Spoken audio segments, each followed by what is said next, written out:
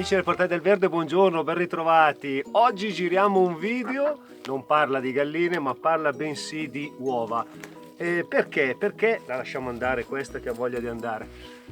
Perché guardando un po' i video che ci sono in rete, mi sono imbattuto in un video dove diceva: seppellite un uovo nel giardino e guardate cosa accade. E quindi sono rimasto, come tanti, incuriosito da questa cosa e ho voluto approfondire. E ne è venuto fuori un argomento interessante. Devo essere sincero, all'inizio pensavo fosse un video molto banale, un video più che altro fatto per tirare su delle visualizzazioni fine a se stesso. Invece è venuto fuori un qualcosa di veramente molto, diciamo così, anche didattico, istruttivo, soprattutto per chi ama il giardinaggio come il sottoscritto. Quindi oggi andiamo a vedere quali benefici si possono ottenere seppellendo appunto un uovo, in questo caso non in un giardino ma andremo a farlo in un vaso, ma andremo a fare un qualcosa di più. Andremo anche a vedere a distanza di tempo come si è comportato quest'uovo. Andremo a vedere se effettivamente quello che viene consigliato nel video alla fine ha una sua efficacia oppure è una cosa ininfluente per le nostre piante. Andiamo a vedere.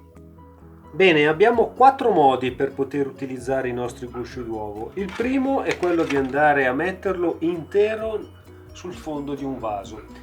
Il secondo è quello di andare a sminizzarlo in piccoli pezzi e andare a cospargere intorno alla nostra pianta.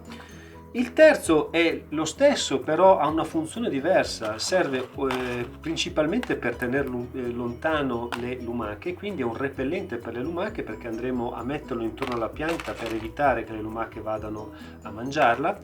E il quarto è quello di andare a svuotare un uovo e utilizzarlo come un semenzaio, quindi riempiendolo di terra. Andiamo adesso a vedere uno per uno questi 4 modi di utilizzo.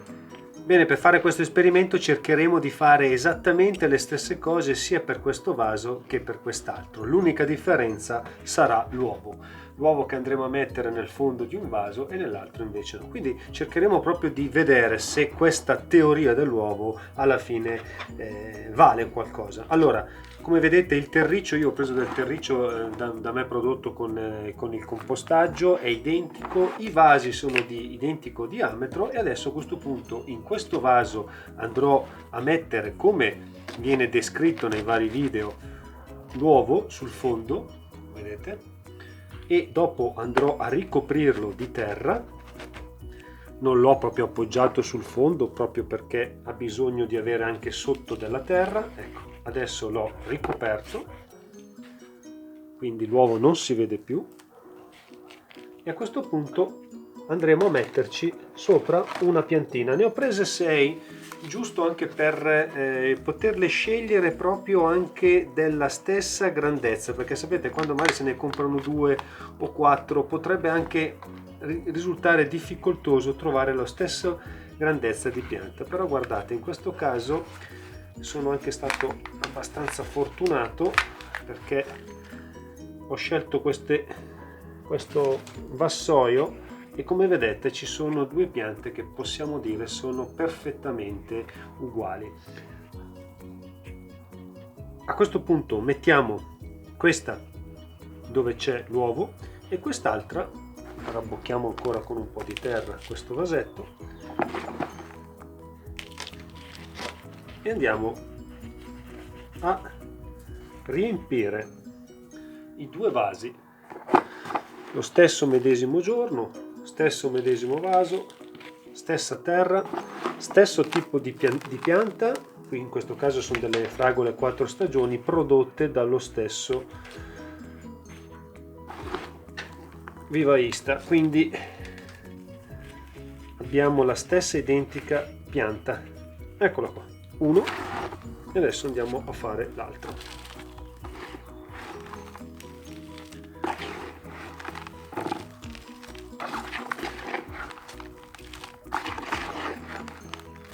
Andremo ad annaffiare in modo generoso entrambi e li metteremo entrambi nella stessa identica posizione, riparata dal vento per i primi tempi, in un posto soleggiato ma non troppo, e andremo a vedere a questo punto a distanza di tempo andremo a vedere come si sono comportati. Allora, come vedete adesso sono perfettamente alla pari. Questo ricordiamoci che è quello con l'uovo, e quindi per riconoscerlo non faremo altro che metterci un qualcosa che lo può riconoscere. In questo caso io ho qui vicino della lavanda e quindi utilizzerò questa. Metterò della lavanda, eccolo qua. Sappiamo che quello con l'uovo è quello dove vi sono questi rametti di lavanda, quest'altro invece non vi è. Funzionerà? Ci sarà una differenza? Il tempo sarà un gran giudice, e alla fine questo video finirà così, in questo momento senza logicamente la prova, ma nel tempo andrò ad aggiungere, quindi diamogli il tempo all'uovo di fare quello che dovrebbe fare, dopodiché io andrò a filmare, documentare e a unire i due video. Bene, un altro modo per utilizzare il guscio d'uovo è quello di andare a sminuzzarlo, come vedete ho già fatto in questo caso. Si prende il guscio dell'uovo e si fa in piccoli pezzi, non troppo piccoli però. Perché? Perché questi pezzettini dovranno andare a costituire una sorta di barriera intorno alla nostra pianta.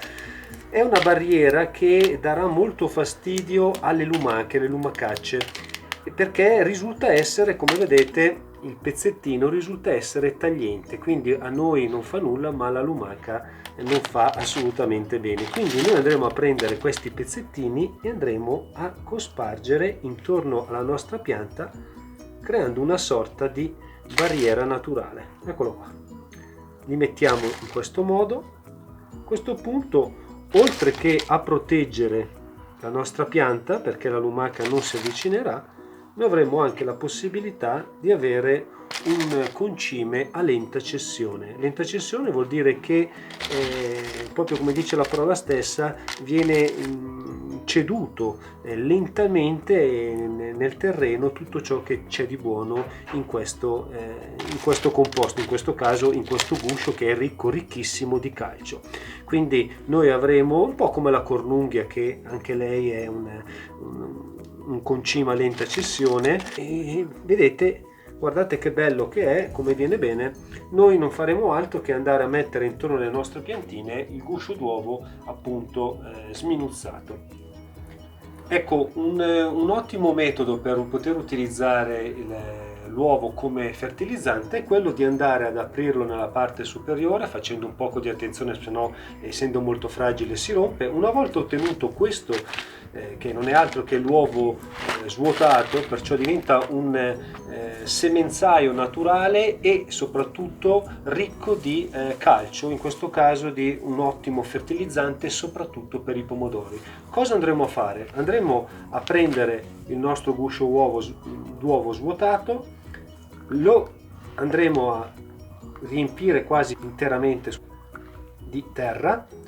Una volta che siamo arrivati quasi al bordo, andremo a riporre dei semi, in questo caso di pomodoro, andremo a mettere ancora un poco di terra, un poco di pressione, e poi lo terremo in una posizione riparata, luminosa, e finché la nostra piantina crescerà. Una volta cresciuta a sufficienza andremo a metterlo direttamente a dimora nel terreno. Questo pian piano andrà a decomporsi e fornirà alla nostra piantina il concime giusto in questo caso, perché è molto ricco di calcio e serve soprattutto al pomodoro per sviluppare bene l'apparato radicale. Il pomodoro, che deve fare anche questo grosso sforzo per tenere sui propri rami tutti questi frutti, ha bisogno di calcio, quindi il concime naturale, il fertilizzante naturale dato appunto dal guscio dell'uovo è sicuramente la miglior cosa per i nostri pomodori, ed è un'ottima cosa anche per le rose. Ecco, un altro sistema può essere quello, anziché riempire pienamente